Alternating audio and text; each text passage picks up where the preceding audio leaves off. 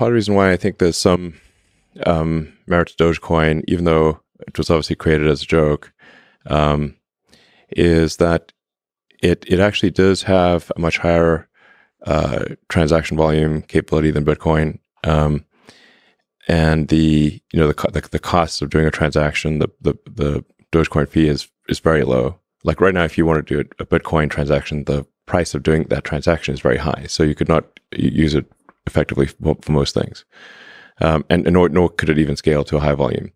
And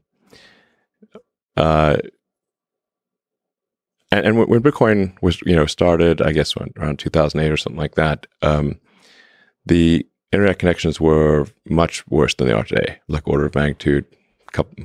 I mean, they're way worse, in 2008. So like having a small block size or whatever is, and a long synchronization time made sense in 2008. But to 2021 or fast forward 10 years, it's like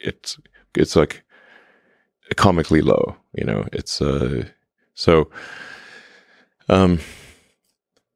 I think there's some value to having a linear increase in the amount of currency that is generated.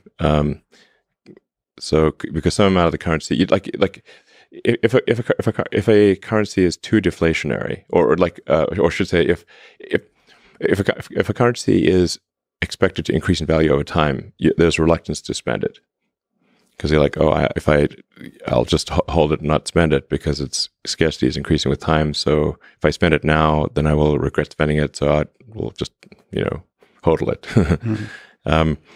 But if there's some dilution of the currency occurring over time, that's more of an incentive to use it as a currency. So Dogecoin, somewhat randomly, has a fixed number of sort of coins or hash strings that are generated every year. So there's some inflation, but it's not a percentage base. It's a fixed number. So the percentage of inflation will necessarily decline over time. So I'm not saying that it's like the ideal system for a currency, but I think it actually is just fundamentally better than anything else I've seen, just by accident. For more tech news, visit em360tech.com.